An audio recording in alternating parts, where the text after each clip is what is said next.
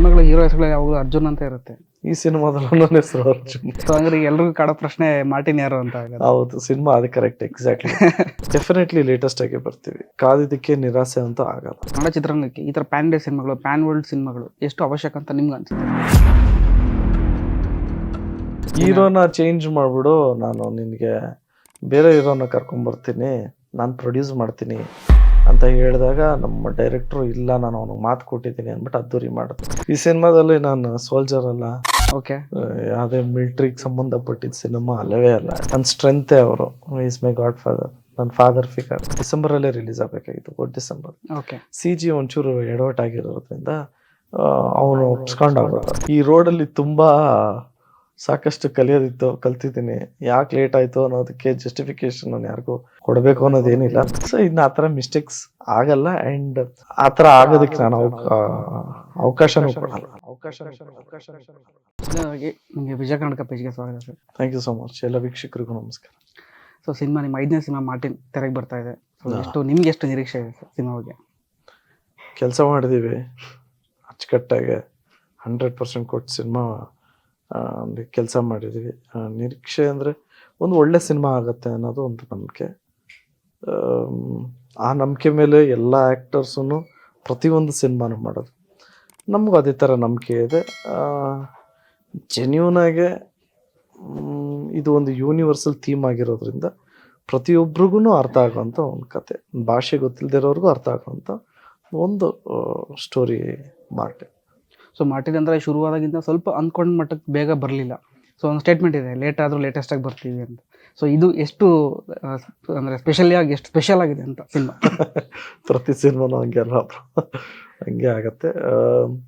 Definitely ಲೇಟೆಸ್ಟಾಗಿ ಬರ್ತೀವಿ, ಕಾದಿದ್ದಕ್ಕೆ ನಿರಾಸೆ ಅಂತ ಆಗಲ್ಲ. ಸೊ ಇತ್ತೀಚೆಗೆ ಒಂದು ಸಿನಿಮಾದೊಂದು ಟ್ರೈಲರ್ ರಿಲೀಸ್ ಆಯಿತು. ಸೊ ಒಳ್ಳೆ ರೆಸ್ಪಾನ್ಸ್ ಕೂಡ ಸಿಕ್ತು. ಬಟ್ ಅದ್ರ ಟ್ರೈಲರಲ್ಲಿ ಎಲ್ಲೂ ಕೂಡ ಒಂದು ಸಣ್ಣ ಹಿಂಟ್ ಕೂಡ ಕೊಟ್ಟಿಲ್ಲ ಕತೆ ಒಳಗೆ ಏನು ಕತೆ ಅನ್ನೋದನ್ನು. ಬರೀ ಆ್ಯಕ್ಷನ್ ಆ ಥರದ್ದೆಲ್ಲ ತುಂಬ ಇದೆ. ಸೊ ಆ ಟ್ರೈಲರ್ ರೆಸ್ಪಾನ್ಸ್ ಬಗ್ಗೆ ಏನಾರು ಹೇಳ್ಬೋದು? ಮತ್ತು ಟ್ರೈಲರ್ ರೆಸ್ಪಾನ್ಸು ಅದ್ಭುತವಾಗಿದೆ. ನಾವು ಅಂದ್ಕೊಂಡಿರಲಿಲ್ಲ ಇಷ್ಟು ಚೆನ್ನಾಗಿ ರಿಸೀವ್ ಆಗತ್ತೆ ಅಂತ. ಅಫ್ಕೋರ್ಸ್ ಏನಕ್ಕೆ ರಿಸೀವ್ ಆಗುತ್ತೆ, ಯಾವ ರೀತಿಯಲ್ಲಿ ಹೇಳ್ತೀನಿ ಅಂದರೆ, not because of views, because of enquiries of the business queries ಎಲ್ಲ ಆಗ್ತಾಯಿದೆ. ಸೊ ಇವಾಗ 5 ರೂಪಾಯಿ ಕೇಳ್ತೀನಿ ಅಂದವರು ಇವಾಗ 15 ರೂಪಾಯಿ ಕೇಳ್ತಾ ಇದ್ದಾರೆ. ಸೊ ಈ ರೀತಿ ಬಿಸ್ನೆಸ್ ಪ್ರಪೋಸಲ್ ಆಗ್ತಾಯಿದೆ ಅಂದಾಗ ಅಫ್ಕೋರ್ಸ್ ಚೆನ್ನಾಗಿ ರೀಚ್ ಆಗಿದ್ರೇ ಆಗೋದು ಅಂತ ಒಂದು. ಬಟ್ ಖುಷಿ ವಿಚಾರ, ಚೆನ್ನಾಗಿ ರೀಚ್ ಆಗ್ತಾಯಿದೆ ಅನ್ನೋದು.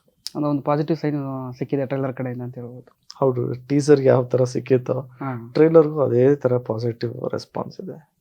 ಸೊ ಇನ್ನು ಸಣ್ಣ ಹಿಂಟ್ ಕೊಡ್ಬೋದಾ, ಯಾವುದೋ ಈ ಕಂಟೆಂಟ್ ಬಗ್ಗೆ ಏನಾದ್ರು ಚೂರು? ಇದು suspense thriller movie, action packed movie. ಇದು ಒಂದು ಲವ್ ಸ್ಟೋರಿನೂ ಇದೆ, ಸಸ್ಪೆನ್ಸ್ ಮೂವಿ. ಇದು ಬೇಸಿಕಲಿ ಸಸ್ಪೆನ್ಸ್ ಮೂವಿ. ಓಕೆ, ಅದು ಆ್ಯಕ್ಷನ್ ಅಂತ ಹೆವಿ ಇರುತ್ತೆ. ಈಗ ರಿಲೀಸ್ ಆಗಿರೋ ಟ್ರೈಲರಲ್ಲಿ ಕೂಡ ನಮ್ಗೆ ಆ್ಯಕ್ಷನ್ನೇ ಕಂಡಿದೆ. ಸೊ ನಾನು ಹೇಳ್ತಿರೋದ್ರ ಜೊತೆಗೆ ಏನಾದ್ರು ಈ ಲವ್ ಅಲ್ಲ ಅದೆಲ್ಲ ಯಾವ ಥರ? ನಾವು ಇವಾಗ ಆ್ಯಕ್ಷನ್ ಬಿಟ್ಟಿರೋದು ಏನಕ್ಕೆ ಅಂದರೆ ಬಿಸ್ನೆಸ್ ಪರ್ಪಸ್ಗೆ. ಓಕೆ, ಮತ್ತು ನಮ್ಮ ಸ್ಕೇಲ್ ತೋರಿಸೋದಕ್ಕೆ ಇದಕ್ಕೆ ಆ್ಯಕ್ಷನ್. ಲವ್ ಸ್ಟೋರಿ ಅಂದರೆ ನಿಮಗೆ ತುಂಬ ಅದು ವೈಡ್ ಶಾಟ್ ಇಟ್ಬಿಟ್ಟು ಅಲ್ಲಿ ಇಬ್ಬರೇ ಇದ್ದಾರೆ ಅಂತ ಆಮೇಲೆ ನಾವು ಝೂಮ್ ಮಾಡಿ ತೋರಿಸ್ಬೇಕಾಗತ್ತೆ. ಸೊ ಇದು ಆ್ಯಕ್ಷನ್ ಬಿಟ್ಟಿರೋ ಉದ್ದೇಶನೇ ಅದಕ್ಕೆ.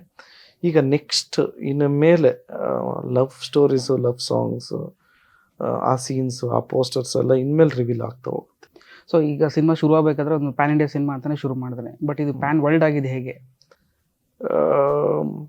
ಟೀಮ್ ಡಿಸ್ಕಷನಿಂದ ಮತ್ತು ರವಿ ಬಸೂರ್ ಅವ್ರ ನಂಬಿಕೆಯಿಂದ, ಇಲ್ಲ ಈ ಸಿನಿಮಾ ನಿಜವಾಗ್ಲೂ ಇಂಟರ್ನ್ಯಾಷನಲ್ ಸ್ಟ್ಯಾಂಡರ್ಡ್ಸ್ಗಿದೆ ಅಂತ ಅವರು ಹೇಳಿದಾಗ, ಮತ್ತು ಪ್ರೊಡ್ಯೂಸರ್ ಧೈರ್ಯವಾಗಿ ಇಲ್ಲ ಸರ್ ಮಾಡೋಣ, ನನಗೆ ನಂಬಿಕೆ ಇದೆ ಅಂದಾಗಲೇ ಇದು ಡಿಸಿಷನ್ಸ್ ಎಲ್ಲ ಸ್ವಲ್ಪ ಬೇರೆ ಥರ ತೊಗೊಂಡಿತ್ತು. ಸೊ ಈಗ ಪ್ಯಾನ್ ವರ್ಲ್ಡ್ ಅಂದ ತಕ್ಷಣ ನಮಗೆ ಇಂಡಿಯಾದಾದ್ರೆ ಒಂದು ಗೊತ್ತಿರುತ್ತೆ, ಅಂದರೆ ಬೇರೆ ತೆಲುಗಲ್ಲಿ ಯಾವ ಥರ ಜನ ರಿಯಾಕ್ಟ್ ಮಾಡ್ತಾರೆ, ತಮಿಳಲ್ಲಿ ಯಾವ ಥರ ರಿಯಾಕ್ಟ್ ಮಾಡ್ತಾರೆ ಅಂತ. ಬಟ್ ಈಗ ಅಂದರೆ ಹೊರಗಡೆ ಇದ್ದೇವೆ, ದೇಶದಿಂದ ಹೊರಗಡೆ ಆಚಿರೋ ಭಾಷೆಗಳಲ್ಲಿ ಸಿನಿಮಾ ಹೋಗ್ಬೇಕಂದಾಗ ಸೊ ಅದಕ್ಕೆ ತಕ್ಕಂತೆ ಏನಾದ್ರು ಸ್ವಲ್ಪ ಬದಲಾವಣೆಗಳು ಮಾಡ್ಕೊಂಡಿದ್ದ ಆ ಥರ ಏನಾರು ಆಗಿದೆಯಾ ಸಿನಿಮಾದಲ್ಲಿ? ಬ್ರೋ, ಯೂನಿವರ್ಸಲ್ ಥೀಮೇ ಅಂದರೆ ಎಲ್ರಿಗೂ ಅರ್ಥ ಆಗೋವಂಥ ಒಂದು ಥೀಮ್ ಇದು. ಓಕೆ, ಚಿಕ್ಕ ಲೈನು ಅದನ್ನು ತುಂಬ ನಮ್ಮ ವೈಭೀಕರಣವಾಗಿ ಹೇಳಿದ್ದೀವಿ ಅಷ್ಟೇ. ತುಂಬ ಚೆನ್ನಾಗಿ ಕ್ರಾಫ್ಟ್ ವರ್ಕ್ ಮಾಡಿ ಹೇಳಿರೋವಂಥ ಸಿನಿಮಾ ಇದು. ಒಂದು ಎಳೆ ಒಂದು ಲೈನು ಅದನ್ನು ಎಷ್ಟು ಗ್ರ್ಯಾಂಡ್ ಆಗಿ ಕೊಡೋಕೆ ಗ್ರ್ಯಾಂಜಲ್ ಆಗಿ ಮಾಡಿದ್ವಿ, ಅದ್ದೂರಿಯಾಗಿ ಮಾಡಿದ್ವಿ ಅಂತ ಹೇಳ್ಬೋದು. ಓಕೆ. ಸೊ ನೀವಿಗೆ ಅಂದರೆ ಕನ್ನಡ ಚಿತ್ರರಂಗಕ್ಕೆ ಈ ಥರ ಪ್ಯಾನ್ ಇಂಡಿಯಾ ಸಿನಿಮಾಗಳು, ಪ್ಯಾನ್ ವರ್ಲ್ಡ್ ಸಿನಿಮಾಗಳು ಎಷ್ಟು ಅವಶ್ಯಕ ಅಂತ ನಿಮ್ಗೆ ಅನ್ಸುತ್ತೆ? ಅಲ್ಲ, ರೆವಿನ್ಯೂ ವೈಸು ನಿಮಗೆ ದುಡ್ಡು ಜನ್ರೇಟ್ ಮಾಡ್ಬೋದು, ಮತ್ತು ಆ್ಯಸ್ ಅನ್ ಆ್ಯಕ್ಟರ್ ಎಸ್ಟಾಬ್ಲಿಷ್ ಆಗ್ಬೋದು. ಅದೇ ಅಲ್ವಾ ಬಾಟಮ್ ಲೈನು. ಸೊ ನಿಮ್ಮ ಮುಂದಿನ KD ಸಿನಿಮಾ ಕೂಡ ಪ್ಯಾನ್ ಇಂಡಿಯಾನೇ. ಸೊ ಅಂದರೆ ನಿಮ್ಮ ಸಿನಿಮಾಗಳೆಲ್ಲ ಇನ್ನು ಮುಂದೆ ಈ ಥರದ್ದೇ ಬರುತ್ತಾ ಅಂತ? ಹಂಗಲ್ಲ, ಈಗ ನಾವೆಷ್ಟು ಒಳ್ಳೆ ಸಬ್ಜೆಕ್ಟ್ಸ್ ಹೇಳ್ತಾ ಇದ್ದೀವಿ, ಅದನ್ನು ಬೇರೆಯವ್ರಿಗೂ ತಲುಪಿಸೋ ಪ್ರಯತ್ನ ಅಷ್ಟೇ. ಅಂದರೆ ಈ ಒಂದು ಕಂಟೆಂಟು ಬೇರೆ ಲ್ಯಾಂಗ್ವೇಜ್ವರೆಗೂ ರೀಚ್ ಆದರೆ ಅವ್ರಿಗೂ ಇದು ಖುಷಿ ಆಗುತ್ತೆ ಅಥವಾ ಅವರಿಗೆ ಇಷ್ಟ ಆಗ್ಬೋದು ಅನ್ನೋ ಒಂದು ಇದನ್ನು ಅಲ್ವಾ. ನಮ್ಮ ಕಲ್ಚರು, ನಮ್ಮ ನೇಟಿವಿಟಿ ಅವ್ರಿಗೂ ಕನೆಕ್ಟ್ ಆಗುತ್ತೆ. ಅವ್ರಿಗೂ ಎಷ್ಟೊಂದು ಈ ಥರ ಇರುತ್ತಾ ಅನ್ನಂಗೆ ಎಷ್ಟೊಂದು ಜನ ಗೊತ್ತಿರಲ್ಲ. ಹೌದು. ಸೊ ಎಷ್ಟೊಂದು ಸೀನ್ಸು ಅವ್ರಿಗೂ ಹೊಸದಾಗಿರುತ್ತೆ, ಅವ್ರಿಗೂ ಇಷ್ಟಪಡೋ ಅಂಥ ಸೀನ್ಸ್ಗಳು ಇರುತ್ತೆ. ನಿಮ್ಮ ಅದ್ದೂರಿ ಸಿನಿಮಾ ಬಂದು 12 ವರ್ಷ ಆಯಿತು. ಸೊ ಅದ್ದೂರಿ ಆದಮೇಲೆ ಮತ್ತೆ APR ಅವ್ರ ಜೊತೆ ಮತ್ತೆ ಈ ಸಿನಿಮಾ ಕೆಲಸ ಮಾಡಿದ್ದೀರಾ. ಸೊ ಈ 12 ವರ್ಷಗಳ ಗ್ಯಾಪ್ ಬಗ್ಗೆ ಏನು ಹೇಳ್ತೀರಾ? ಅಂದರೆ ಅವತ್ತಿನ ಕೆಲಸ ಮಾಡಿದ ರೀತಿಗೂ ಅವತ್ತಿನ APR ಜನರ ಜೊತೆ ಕೆಲಸ ಮಾಡಿದ ಒಂದು ಅನುಭವ, ಇವತ್ತಿನ ಅನುಭವ ಹೇಗೆ? ನಾವು ನಿರಂತರವಾಗಿ ಟಚ್ಚಲ್ಲಿ ಇದ್ವಿ. ಓಕೆ. ಆಗ್ಲೂ ಅವ್ರು ಯಾವುದಕ್ಕೂ ಕಾಂಪ್ರಮೈಸ್ ಆಗ್ತಾ ಇರಲಿಲ್ಲ. ಅಫ್ಕೋರ್ಸ್ ಈ ಸಿನಿಮಾಗೂ ಅದೇ ಥರ ಯಾವುದಕ್ಕೂ ಕಾಂಪ್ರಮೈಸ್ ಆಗಿಲ್ಲ. ಎಲ್ಲ ಎಷ್ಟೇ ಕಷ್ಟ ಇದ್ರೂ ಅವ್ರ ವಿಷನಲ್ಲಿ ಹೆಂಗೆ ಬೇಕೋ ಸೀನು ಹಂಗೆ ಡಿಸೈನ್ ಮಾಡ್ಕೊಂಡು ಹಂಗೆ ಶೂಟ್ ಮಾಡಿದ್ದಾರೆ. ಓಕೆ. ಅವ್ರ ಸಿನಿಮಾಗಳ ಹೀರೋ ಹೆಸರುಗಳು ಯಾವಾಗಲೂ ಅರ್ಜುನ್ ಅಂತ ಇರುತ್ತೆ. ಈ ಸಿನಿಮಾದಲ್ಲಿ ನನ್ನ ಹೆಸರು ಅರ್ಜುನ್. ಸೊ ಹಂಗಾರೆ ಎಲ್ರಿಗೂ ಕಾಡೋ ಪ್ರಶ್ನೆ ಮಾರ್ಟಿನ್ ಯಾರು ಅಂತ ಆಗುತ್ತೆ. ಹೌದು, ಸಿನಿಮಾ ಅದು correct, exactly. Who is Martin ಅನ್ನೋದೇ ಪ್ಲಾಟ್. ಸೊ ನಿಮ್ಗೆ ಅಂದರೆ ಅದ್ದೂರಿ ಸಿನಿಮಾ ಟೈಮಲ್ಲಿ ಯಾವ್ದಾದ್ರು ನಿಮ್ಗೆ ನೆನಪಿರುವಂಥ ಏನಾರು ಹಂಚ್ಕೋಬೋದು? ಅಂದರೆ AP ಅರ್ಜುನ್ ಮತ್ತು ನಿಮ್ಮ ನಡುವಿನ ಘಟನೆಗಳನ್ನು ಸುಮಾರಿದೆ. ಯಾಕಂದರೆ ನಿಮ್ಗೆ ಅವಾಗ ಅಂದರೆ ಡೆಬ್ಯೂ ಅಲ್ಲ, ಫಸ್ಟ್ ಟೈಮ್ ನೀವು ಕ್ಯಾಮ್ರಾ ಫೇಸ್ ಮಾಡ್ತಿದ್ದ. ಹೀರೋನ ಚೇಂಜ್ ಮಾಡಿಬಿಡು, ನಾನು ನಿನಗೆ ಬೇರೆ ಹೀರೋನ ಕರ್ಕೊಂಬರ್ತೀನಿ, ನಾನು ಪ್ರೊಡ್ಯೂಸ್ ಮಾಡ್ತೀನಿ ಅಂತ ಹೇಳಿದಾಗ ನಮ್ಮ ಡೈರೆಕ್ಟ್ರು ಇಲ್ಲ, ನಾನು ಅವ್ನಿಗೆ ಮಾತು ಕೊಟ್ಟಿದ್ದೀನಿ ಅಂದ್ಬಿಟ್ಟು ಅದ್ದೂರಿ ಮಾಡಿದ್ರು. ಓಕೆ. ಸೊ ಅದನ್ನು ಯಾವತ್ತೂ ಮರೆಯೋಕ್ಕಾಗಲ್ಲ. ಸೊ ಅಂದರೆ ನಿಮ್ಮನ್ನ ಪಾತ್ರ ಸಿನಿಮಾದಿಂದ ಹೊರಗೆ ಕಳಿಸಿ ಬೇರೆ ಹೀರೋಗೆ ತರಿಸ್ಬೇಕು ಅಂತ ಇಂಟೆನ್ಷನ್ ಬಂದಿತ್ತು ಬೇರೆಯವ್ರಿಗೂ? ತುಂಬ ಆಫರ್ಸ್ ಬಂತು ಅವ್ರಿಗೆ. Okay okay. ಸೊ ಆದ್ರೂ ಅವ್ರು ಚೇಂಜ್ ಮಾಡಿಲ್ಲ. ಸೊ ಇನ್ನು ಈ ಸಿನಿಮಾ ಕತೆ ಬರೆದಿರೋದು ನಿಮ್ಮ ಇವ್ರ ಮಾವ ಅರ್ಜುನ್ ಸರ್ಜಾ ಅವರು. ಸೊ ಫಸ್ಟ್ ಟೈಮ್ ನಿಮ್ಗೆ ಅವ್ರ ಕತೆ ಬರೋದು ಅನ್ಕೋತೀನಿ ನಾನು. ಹೌದು. ಸೊ ಅದ್ರ ಬಗ್ಗೆ ಹೇಳೋದಾದ್ರೆ? ಅದೇ ಕತೆ ನನ್ನ ಸಾಕಷ್ಟು ಸುಮಾರು ಜನ ಕತೆ ಹೇಳಿದಾಗ್ಲೂ ಈ ಕತೆನೇ ನನಗೆ ಸ್ಟ್ರೈಕ್ ಆಗಿದ್ದರಿಂದ ನಾನು ಒಂದ್ಸರಿ ನಮ್ಮ ಮತ್ತು ಉದಯ್ ಮೆಹ್ತಾ ಅವ್ರದ್ದು ಕಮಿಟ್ಮೆಂಟ್ ಇತ್ತು ಸಿನಿಮಾ ಮಾಡಬೇಕು ಅನ್ನೋದು. ಅವರು ತುಂಬ ಜನದ ಹತ್ರ ಕತೆ ಹೇಳ್ಸಿದ್ರೆ ನಾನು ಒಂದ್ಸರಿ ಈ ಕತೆ ಕೇಳಿ ಅಂದೆ, ಅವ್ರಿಗೆ ಇಷ್ಟ ಆಯಿತು. ಸೊ ಹಂಗೆ ಸ್ಟಾರ್ಟ್ ಆಗಿದ್ದಿತ್ತು. ಅದಾದಮೇಲೆ ಈ ಸಿನಿಮಾನ ಎಕ್ಸಿಕ್ಯೂಷನ್ ಪಾರ್ಟ್ ಅಂತ ಬಂದಾಗ ಯಾರು ಡೈರೆಕ್ಟ್ ಮಾಡಿದ್ರೆ ಚೆನ್ನಾಗಿರುತ್ತೆ ಅಂದಾಗ ನಮ್ಮ ಡೈರೆಕ್ಟರ್ AP ಅರ್ಜುನ್ ಅವರೇ ಡೈರೆಕ್ಟ್ ಮಾಡಿದ್ರೆ ಚೆನ್ನಾಗಿರುತ್ತೆ ಅನ್ನೋದು ಒಂದು ಡಿಸಿಷನ್ ಆಯಿತು. ಅದಾದಮೇಲೆ ಟೀಮ್ ಫಾರ್ಮ್ ಆಗಿ ಶೂಟಿಂಗ್ ಸ್ಟಾರ್ಟ್ ಆಯಿತು. ಸೊ ಅರ್ಜುನ್ ಸರ್ಜಾ ಅವ್ರು ಕತೆ ಬರೆದಿದ್ದಾರೆ ಅಂದರೆ ಅವರು ಯಾವಾಗಲೂ ಕೂಡ ಸ್ವಲ್ಪ ದೇಶಭಕ್ತಿ ಈ ಥರದ್ದೆಲ್ಲ ಜಾಸ್ತಿ ಇರುತ್ತೆ. ಸೊ ಸಿನಿಮಾದಲ್ಲೂ ನಿಮ್ದು ಕೆಲವೊಂದು ಸೀನ್ಗಳು ಬ್ಯಾಕ್ ಡ್ರಾಪ್ ಟ್ರೈಲರ್ ನೋಡಿದಾಗ ಅನಿಸಿದ್ದಂದರೆ ಈ ಸೋಲ್ಜರ್ ಆ ಥರದ್ದೆಲ್ಲ ಸ್ವಲ್ಪ ಕಾಣಿಸುತ್ತೆ ಅಂತ. ಈ ಸಿನಿಮಾದಲ್ಲಿ ನಾನು ಸೋಲ್ಜರ್ ಅಲ್ಲ. ಓಕೆ. ಯಾವುದೇ ಮಿಲ್ಟ್ರಿಗೆ ಸಂಬಂಧಪಟ್ಟಿದ್ದ ಸಿನಿಮಾ ಅಲ್ಲವೇ ಅಲ್ಲ ಇದು. ಓಕೆ. ಒಂದು ಪೇಟ್ರಿಯಾಟಿಕ್ ಅನ್ನೋದು ಒಂದು ಟಚ್ ಅಂತೂ ಇದ್ದೇ ಇರುತ್ತೆ. ಯಾಕೆಂದರೆ ಅಂಕಲ್ ಸ್ಟೋರಿ ಬರ್ತಿದ್ರೆ ಅಂದರೆ ಯಾಕೆ ಒಬ್ಬ ಇಂಡಿಯನ್ನು ಪಾಕಿಸ್ತಾನಕ್ಕೆ ಹೋಗಿ ಸಿಗಾಕೊಂಡ ಅನ್ನೋದು ಮಾತ್ರ ನಾವು ತೋರಿಸಿದ್ದೀವಿ. ಯಾರು ಅವನು ಯಾಕೆ ಅಲ್ಲಿಗೆ ಹೋಗಿದ್ದ ಅನ್ನೋದೇ ಅಲ್ಲೂ ರಿವೀಲ್ ಮಾಡಿಲ್ಲ. ಅದೇ ಪ್ರಶ್ನೆನೂ ಕೇಳಿಸಿದ್ದೀವಿ. ಸಿನಿಮಾನು ಹಂಗೆ ಸ್ಟಾರ್ಟ್. ನಾವು ಟ್ರೈಲರ್ ನೋಡಿದ್ರೆ ನಮಗೆಲ್ಲ ಅನಿಸಿದ್ದೇನೆಂದರೆ ಸೊ ಸೋಲ್ಜರ್ ಇವರು, ಯಾಕಂದ್ರೆ ಟ್ಯಾಂಕರ್ಸ್ ಬರುತ್ತೆ, ಕಾಶ್ಮೀರದಲ್ಲಿ ಶೂಟ್ ಆಗಿರುತ್ತೆ, ಬಾರ್ಡರ್ ಇದೆಲ್ಲ ಬರುತ್ತೆ ಅಂದಾಗ ಸೋಲ್ಜರ್ ಕ್ಯಾರೆಕ್ಟರ್ ಮಾಡಿರ್ಬೋದು ಅನ್ನೋ ಒಂದು ಇತ್ತು. ಸೊ ಪಾಕಿಸ್ತಾನದಲ್ಲಿ ಸಿನಿಮಾ ಕಥೆ ನಡೀತೆ ಅಂತ.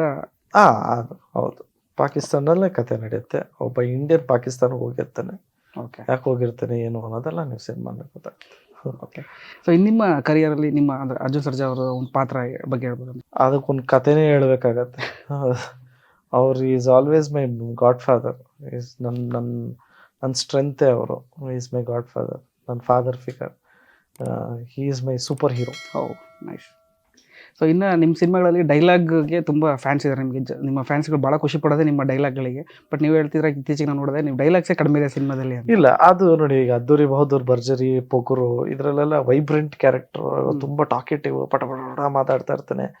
ರಿಯಲ್ ಲೈಫಲ್ಲಿ ನಾವು ಹಂಗಲ್ಲ. ಆದ್ರೂ ಕ್ಯಾರೆಕ್ಟರ್ಗೋಸ್ಕರ ಬದಲಾಗಬೇಕು, ಇದೆಲ್ಲ ಬದಲಾಗ್ಬಿಟ್ಟು ಮಾಡಬೇಕು. ಸೊ ಈ ಸಿನಿಮಾ ಒಂಚೂರು ಈ ಕ್ಯಾರೆಕ್ಟರ್ ಒಂಚೂರು ಡೈನಾಮಿಕ್ ಕ್ಯಾರೆಕ್ಟರ್, ಒಂದು ಸ್ವಲ್ಪ ರಿಸರ್ವ್ಡ್ ಕ್ಯಾರೆಕ್ಟರ್. ಸೊ ಹಿಂಗಿದ್ದಾಗ ಕ್ಯಾರೆಕ್ಟರ್ಗೆ ಹೆಂಗಿರುತ್ತೋ ಹಂಗೆ ಪ್ಲೇ ಮಾಡಬೇಕಲ್ವ. ಓಕೆ, ಅದನ್ನು ಮಾಡಿದ್ದೀವಿ ಅಷ್ಟೇ. ಬಟ್ ಕಡಿಮೆ ಡೈಲಾಗ್ ಹೇಳಿದ್ರು ಕೂಡ ಪಂಚಿಂಗ್ ಅಂತ ಇರುತ್ತೆ. 100% ಅಲ್ವಾ, ತೂಕವಾಗೇ ಮಾತಾಡಬೇಕು ಅವಾಗ. ಓಕೆ. ಸೊ ಇನ್ನು ಆ್ಯಕ್ಷನ್ ಪ್ರಿನ್ಸ್ ಅವ್ರ ಸಿನಿಮಾದಲ್ಲಿ ಆ್ಯಕ್ಷನ್ ಜಾಸ್ತಿನೇ ಇರುತ್ತೆ. ಸೊ ನಿಮ್ಮ ಹಿಂದಿನ ಸಿನಿಮಾಗಳಿಗೆ ಹೋಲಿಕೆ ಮಾಡಿದ್ರೆ ಈ ಸಿನಿಮಾದಲ್ಲಿ ದೊಡ್ಡ ಮಟ್ಟದಲ್ಲಿದೆ ಅನ್ನೋದು ಗೊತ್ತಾಗ್ತಾ ಇದೆ. ಸೊ ನಿಮಗೆ ಪರ್ಸನಲ್ ಎಕ್ಸ್ಪೀರಿಯನ್ಸ್ ಯಾವ ಥರ ಇತ್ತು ಅಂದರೆ ಆ್ಯಕ್ಷನ್ ಸೀನ್ಗಳನ್ನೆಲ್ಲ ಶೂಟ್ ಮಾಡುವಾಗ? 4 ಆ್ಯಕ್ಷನ್ ಸೀಕ್ವೆನ್ಸ್ ಇದೆ, ಒಂದು ಚೇಸ್ ಏನೋ ಇದೆ. ಓಕೆ. ಚೇಸ್ ಅಫ್ಕೋರ್ಸ್ ಆ್ಯಕ್ಷನ್ ಮಾಡಬೇಕಾದ್ರೆ ಒಂಚೂರು ರಿಸ್ಕಿ, ಬೈಕ್ ಸ್ಟಂಟು ಅದರಲ್ಲೆಲ್ಲ ಒಂಚೂರು ರಿಸ್ಕ್ ಇತ್ತು. ಎಸ್ಪೆಷಲಿ ಕ್ಲೈಮ್ಯಾಕ್ಸ್ ಪಾರ್ಟು, ಚೇಸಿಂಗ್ ಅದೆಲ್ಲ ಒಂದು ಸ್ವಲ್ಪ ರಿಸ್ಕ್ ಇತ್ತು, but thoroughly enjoyed. Okay. Climax part ತುಂಬ ದಿನ ತುಂಬ ಅಂದರೆ ಭಾಳ ಖರ್ಚು ಮಾಡಿ ತುಂಬ ದಿನಗಳ ಶೂಟ್ ಮಾಡಿದ್ದಾರೆ. ಸೊ ಅದನ್ನು ನೋಡೋಕೆ ಭಾಳ ಕುತೂಹಲ ಇದೆ ಸಿನಿಮಾದಲ್ಲಿ. 40 ದಿವಸ ಶೂಟ್. ಒಬ್ಬ. ಓಕೆ. ಸೊ ಇನ್ನು ಇತ್ತೀಚೆಗೆ ಮುಂಬೈಲಿ ನಡೆದ ಇವೆಂಟಲ್ಲಿ ತುಂಬ ಹೈಲೈಟ್ ಆಗಿದ್ದು ನೀವು ಆಟೋದಲ್ಲಿ ಬಂದ್ರಿ ಅಲ್ಲಿ. ಅದೊಂದು ಮತ್ತೆ ಅಲ್ಲಿ ನೀವು ನಿಮ್ಮನ್ನು ಪರಿಚಯ ಮಾಡ್ಕೊಂಡು ರೀತಿ ಇದೆಯಲ್ಲ, ಅಂದರೆ ಮುಂಬೈನ ಆ ಒಂದು ಪತ್ರಕರ್ತರ ಇದ್ರ ಮುಂದೆ ಎಲ್ಲ. ಸೊ ಅದು ಭಾಳ ಒಂದು ಮೆಚ್ಚುಗೆ ತಗೋತೀವಿ ಸೋಷಿಯಲ್ ಮೀಡಿಯಾದಲ್ಲಿ. ಅಲ್ಲ, ಏನು ಅಂದರೆ ನಾವು ಅಲ್ಲಿ ಮುಂಬೈ ಟ್ರಾಫಿಕ್ ಹೆಂಗಿರುತ್ತೆ ಅನ್ನೋದು ನಿಮ್ಮೆಲ್ರಿಗೂ ಗೊತ್ತು. ಅಲ್ಲಿಂದ ಅಲ್ಲಿಗೆ ಲೊಕೇಶನ್ಗೆ ಏನೋ ಒಂದು 10 ನಿಮಿಷ ಇದೆ ಅಷ್ಟೇ, ಬಟ್ 1 ಅವರ್ 1.5 ಅವರ್ ಅಂತ ತೋರಿಸಿದಾಗ ನೀನು ಕಾರ್ ತಗೊಂಡು ಬಾ ಪಟ್ಟಂತವ್ರು ನಡಿ ಹೊರಡೋಣ ಅಂದ್ಬಿಟ್ಟು ಬಂದಿದ್ದು ಅಷ್ಟೇ ಬ್ರೋ. ಸೊ ಇನ್ನು ಅಲ್ಲಿ ಆ ಒಂದು ಇವೆಂಟ್ ಬಗ್ಗೆ ಹೇಳಿದ್ರೆ ನೀವು, ಅಂದ್ರೆ ಅಲ್ಲಿ ಯಾವ ಥರ ಎಕ್ಸ್ಪೀರಿಯನ್ಸ್? ಇವೆಂಟ್ ತುಂಬ ಚೆನ್ನಾಗಿ ನಡೀತು. ನಮಗೆ ಏನು ಎಕ್ಸ್ಪೆಕ್ಟ್ ಮಾಡಿದ್ವೋ ಅದಕ್ಕಿಂತ ಚೆನ್ನಾಗೇ ನಡೆಸ್ಕೊಂಡ್ರು ಎಲ್ಲರೂ. ಇಂಟರ್ನ್ಯಾಷನಲ್ ಅಂದರೆ ಯಾವ ಬೇರೆ ಕಂಟ್ರೀಸಿಂದ ಬಂದವರು ತುಂಬಾ ಅವರು ಎಕ್ಸೈಟ್ ಆಗಿದ್ರು, ಖುಷಿಯಾಗಿದ್ರು. ಮತ್ತು ಮುಂಬೈಲಿರೋರು ಡಿಸ್ಟ್ರಿಬ್ಯೂಟರ್ಸ್, ಎಕ್ಸಿಬಿಟರ್ಸ್ ಎಲ್ಲ ಅವರೆಲ್ಲ ತುಂಬಾ ಈ ಥರ ಎಲ್ಲ ಯಾರೂ ಮಾಡಿಲ್ಲ ಅನ್ನೋದು ನಮ್ಗೆ ಒಂಥರ ಕೇಳಿದಾಗ ಎಕ್ಸೈಟ್ ಆದ್ವಿ, ಖುಷಿ ಆದ್ವಿ. ತುಂಬ ಚೆನ್ನಾಗಿ ನಡೀತು. ನೀವು ನೋಡಿರ್ತೀರ. ಹೌದು. ಸೊ ಇನ್ನು 2 ತಿಂಗಳಿದೆ ಸಿನಿಮಾ ರಿಲೀಸ್ ಆಗೋಕ್ಕೆ. ಅಕ್ಟೋಬರ್ ಸಿನಿಮಾ ರಿಲೀಸ್ ಬರ್ತಾ ಇದೆ.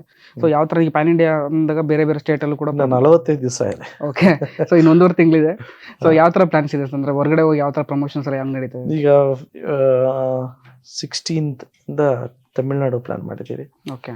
ಅದಾದ್ಮೇಲೆ ತಿರ್ಗಾ ಒಂದು ಕಂಟೆಂಟ್ ಬಿಡ್ತೀವಿ, ಹಾಗೆ ಅಪ್ಡೇಟ್ ಮಾಡ್ಕೊಂಡು ಹೋಗ್ತೀವಿ. ಅದಾದಮೇಲೆ ಆಂಧ್ರ, ತೆಲಂಗಾಣ, ಅದಾದ್ಮೇಲೆ ತಿರ್ಗಾ ಡೆಲ್ಲಿ.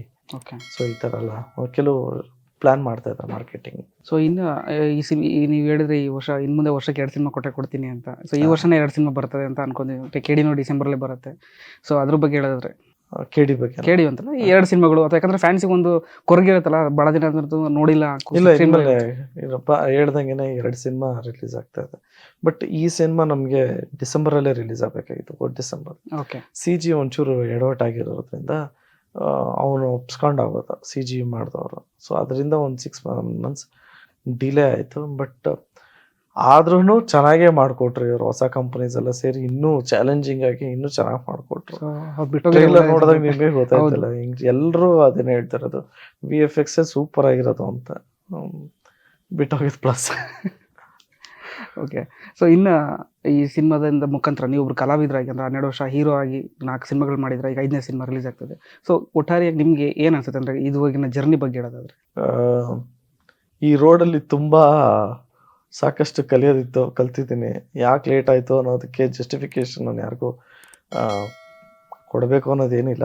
ಬಟ್ ಅದರ ಲೆಸನ್ಸು ನನಗೆ ತುಂಬ ಒಂಥರ ಕಾಸ್ಟ್ಲಿ ಲೆಸನ್ಸ್ ಎಲ್ಲ ಕಲ್ತಿರೋದು ಜೀವನದಲ್ಲೇ. ಓಕೆ. ಸೊ ಇನ್ನು ಆ ಥರ ಮಿಸ್ಟೇಕ್ಸ್ ಆಗಲ್ಲ, ಆ್ಯಂಡ್ ಆ ಥರ ಆಗೋದಕ್ಕೆ ನಾನು ಅವಕಾಶನೂ ಕೊಡಲ್ಲ. ಸೊ ಕೊನೆಯದಾಗಿ ನಿಮ್ಮ VIP ಬಗ್ಗೆ ಹೇಳ್ಬೇಕು ನೀವು. ನಿಜವಾಗ್ಲೂ ನನ್ನ VIPs ನನ್ನ ಲೈಫಲ್ಲಿ ನನಗೆ ವೆರಿ ಇಂಪಾರ್ಟೆಂಟ್ ಪರ್ಸನ್. ಎಷ್ಟೇ ಲೇಟ್ ಆದ್ರೂ, ಯಾವಾಗ ಸಿನಿಮಾ ಅಂತ ಕೇಳೋದು ನೆನೆಸಿಲ್ಲ. ಎಷ್ಟೇ ಲೇಟ್ ಆದ್ರೂ, ಯಾವತ್ತೇ ರಿಲೀಸ್ ಆದ್ರೂ, ಯಾವುದೇ ಟೀಸರು ಟ್ರೈಲರ್ ಏನು ಬಿಟ್ರು ನೆಮ್ಮದಿಯಿಂದ ನಾನು ನೋಡ್ತಾರೆ ಅಂತ ಇದ್ದೀನಿ ಅಂದರೆ because of my VIPs. Even last ಮನೆ ಥಿಯೇಟ್ರಲ್ಲಿ ರಿಲೀಸ್ ಆದಾಗಲೂ ತುಂಬ ಎಂಜಾಯ್ ಮಾಡಿದ್ರು ಅವರು ಟ್ರೈಲರ್ ನೋಡಿ. ಹಾಂ, ಹೌದು. ಅವರು ನೋಡಿ ಚೆನ್ನಾಗಿದೆ, ಚೆನ್ನಾಗಿಲ್ಲ ಅಂತ ಕೆಲವು ಫ್ರೆಂಡ್ಸ್ ಇದ್ದಾರೆ. ಚೆನ್ನಾಗಿಲ್ಲ ಅಂದರೆ ಚೆನ್ನಾಗಿಲ್ಲ ಅಂತಾರೆ. ಲಕ್ಕಿಲಿ ಇದುವರೆಗೂ ಎಲ್ಲ ಇಷ್ಟನೇ ಪಡ್ಕೊಂಡ್ಬಂದಿದ್ದಾರೆ. ಬಟ್ ಇದನ್ನು ನೋಡಿದಾಗ ತುಂಬ ಎಕ್ಸೈಟ್ ಆಗಿದೆ, ಸಖತ್ತಾಗಿದೆ ಸೌಂಡಿಂಗು ಅಂತೆಲ್ಲ. I am really excited October 11th. Okay. So ಕೊನೆಯದಾಗಿ ಸಿನಿಮಾ ಬಗ್ಗೆ ಒಂದು ಲಾಸ್ಟ್ ಅಭಿಮಾನಿಗಳಿಗೆ ಏನು ಹೇಳ್ತಾರೆ ಅಂದರೆ, ಸಿನಿಮಾ ನೋಡ್ಲಿಕ್ಕೆ ಬರುವಂಥ ಅಭಿಮಾನಿಗಳಿಗೆ?